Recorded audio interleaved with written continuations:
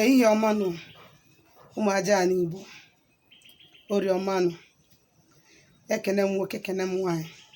Asị m ka chi tata bụ orie retara anyị ndụ, retara anyị ihe ọma, retara anyị agam n'iru, retara anyị akụ akụ n'ihe enwe enwe.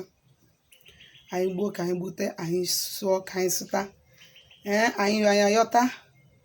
Asị m azụ anyị bụrụ mma, ihu anyị bụrụ mma, aka nri anyị mma, aka ekpe anyị mma. Ọ bịara igbu anyị gbuo onwe ya.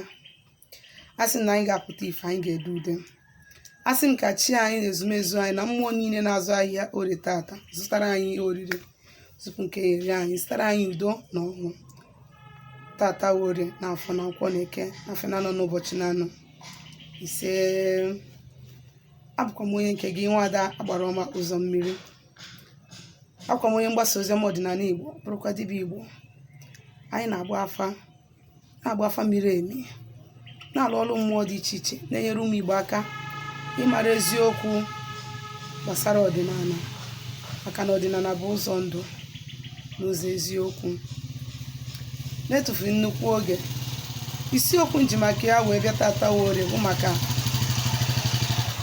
uru afa bara na ndụ onye ọbụla bụ onye Igbo. Uru afa bara na ndụ onye ọbụla bụ onye Igbo, ọnya bụ isiokwu nji maka ya wee bịa tata. Mkpa ọ dị na onye ọbụla bụ onye Igbo ga na-eme gị na-eje na-ajụ ese, mara ihe dị n'ụzọ ya. Ọ dị mkpa. Ife ndị ọdịnala na-akpọ ịjụ ese bụ ịgba afa. N'ịsụkọta ya n'asụsụ Igbo niile akpọ ya ịjụ ese. Ndị ụka kpọrọ ya counseling, ndị oyibo akpọ ya consultation. Mkpa ọ dị na onye ọbụla bụ onye Igbo ga na-agba afa bụ maka na o nwere ike ịjụ ese taa, ịmarụ maka echi.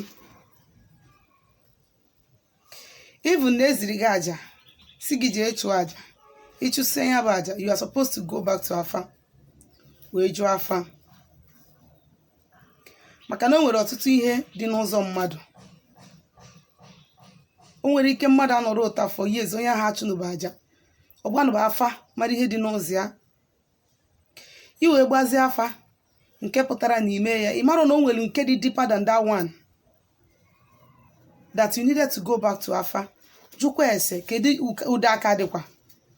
Ifụ na enwere something ịma nwere ike ọ bụ secret ediklego na onwere onye nwere ike ịma, ọ pụtakwa aja ahụ ị chụrụ mee gịnị sụọrọ gị ụzọ nyelu gị aka, ị na-acha azụ n'afa ịfụkwa ihe. A lot of people bụ walking corpse. A lot of people dị ndụ mana ha anwụọna, ha na-aga ije, but their spirit is no more in that flesh. Their spirit hapụ na their flesh since. Ihe ha ebidoro one day wee dịba. Enwere ike ịgbasi afa tata sị na udo dị n'isi gị, n'abalị a mmadụ apụọ izuzu n'isi gị, ozu onye abụ izuzu from echi obido walk away against you. Ọnya ka o jide mkpa afa bụrụ ihe ọ ga-abụ mmadụ gba once in a lifetime. Ọ sị na ọ gbachana, agbago m afa, enwe ozi m need ịgba afa again. No, afa wụ something mmadụ kwesịrị ịnọkọta ije jụọ. Ị na-ajụ ese gị, na-ajụ ese ndị be gị, na-ajụ ese ezinụlọ gị. Ị mara ma ndụ gị ọ dịkwa ndụ ezinụlọ gị dị. Onwe mbọsị nkụziri ụdịka afa dị iche iche enwere.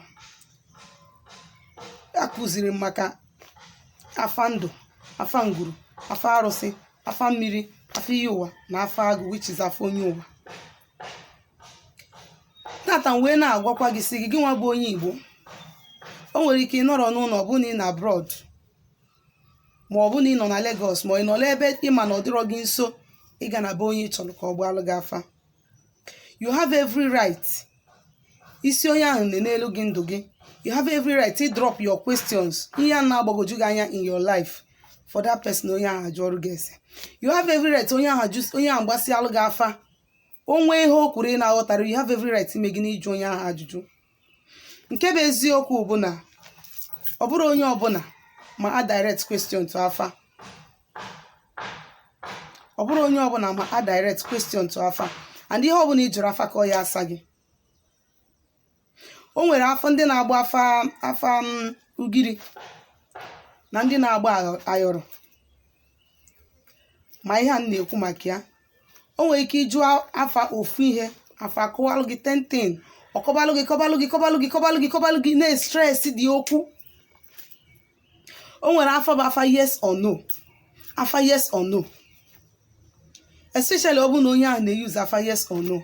You need to be sure mara ka isi a direct question. Ọ dị very very important so that you get a clear result after ka agbasi gị afa, so that you get a very clear result after ka onye ahụ gbasi gị afa. Maka believe na ọ bụ na agbalụ mmadụ afa gbapụta ihe bụ the cause of the person's problem, ịma na solution to it ya dị.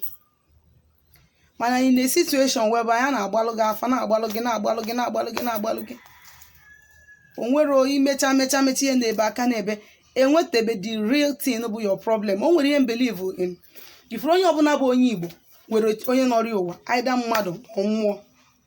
O nwere ndị alụsị na-alụ ụwa, o nwere ndị mmanwụ masquerade, ndị obodo na-eti mmanwụ ọfụma like ebe anyị n'Enugu mmanwụ na-anọ mmadụ ụwa. You get it? So o nwere ndị mmiri na-anọ, mmiri nwere okwu mmụọ na-anọ. O nwere ndị nne ha dị ndụ mụrụ n'afọ nọrọ ụwa, o nwere ndị nna ha nọrọ ụwa, o nwere ndị ọ bụ nna ha, o nwere ndị ọ bụ just o nwere ike ọ bụrụ just onye agbata obi mana o nwere ike ma a friend to the mother or to the father. Ọ bụ na ha na-abụ dị na very close, onye ha n'ọrụ onye ahụ ụwa, anọrụ ya nwa ya ụwa. So mụnwa na onwe m ụta na believe m that na onye Igbo ọbụla bụ onye Igbo mana reincarnation dị 100% existing. So it shouldn't be new to you na ị gakwuru dibịa ọsị gị chukwu achị gị onye nọrọ gị ụwa. It shouldn't be new to you na ị gakwuru dibịa ọsị gị lụọ ọrụ mmiri. Maka gịnị na 90% 80 to 90% of ndị mmadụ nwere spiritual husband or spiritual wife. So ọ bụgodu na ọ ga-esi nke onye ahụ na-eme ọ ga-enweta ya. Mana o nwere ihe bụ na mmadụ gbalụ gị afa wee gwa gị ihe na-eme na ndụ gị, gwa gị ihe na-eme na ngwurube nna gị, gwa gị ihe na-eme ịma that you did not tell that person. Onye bụ that this person is a true seer. A lot of us amara our background, we don't know our history, or when anything about us that we know. A lot of us, our great grandparents nisele mmadụ na ndụ mgbe gburugbo, but we don't know and you don't want to ask question. Ọ bụ na ịgba ijere ụgbọ afa gbasi afọ ike, o nwere ka onye ahụ fụ ya, o nwere ka ịfụ that thing.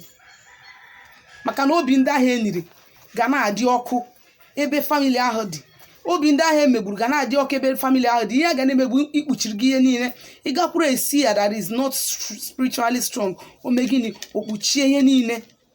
That person will not see them. Ịlụcha ihe na-ebe a na-ebe, ọ na-afụsi gị ego. Ọ dị mkpa na mmadụ ga-eme gị na-egbu afa. Ị na-agba afa, you know how to direct your question. Don't die in silence. Onwe ajụjụ ị nwere ịjụ afa, iju onye ahụ. Ọ bụrụ na ịma na ịma nọ mgbe onye ahụ na-agbalụ gị afa, drop all those your questions ka onye ahụ check elu gị ya.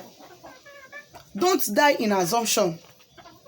Ife eji enwe afa bụ gịnị ka ị malụ what you are not seeing with your physical eyes as mmadụ ka isi through a seer wee fụ ya.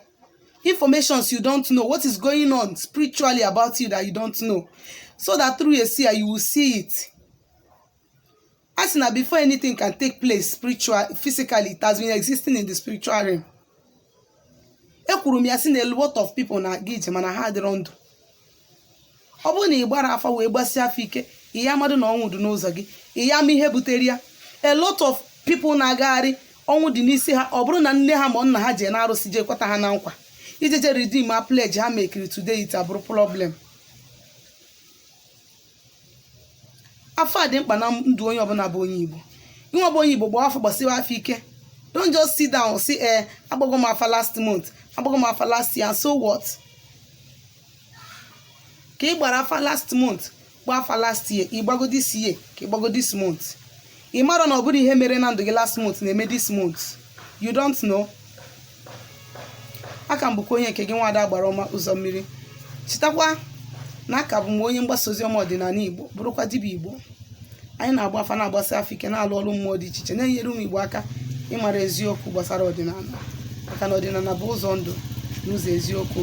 Ọ bụrụ na ị chọrọ ka agbaalụ gị afa ma ọ lụọ ọrụ gị ọrụ mmụọ, ma ọ bụ na ị chọrọ enwere ajụjụ nwere gbasara ihe ndị anyị na-akụzi, ihe ndị anyị kụzi taa, ma ihe ndị anyị kụzi na mbụ, ma ihe ọbụla gbasara ọdịnala Igbo, biko dere m meseji na my WhatsApp nọmba na 070 373 11663. Ngwa ka emesịa ọnụ.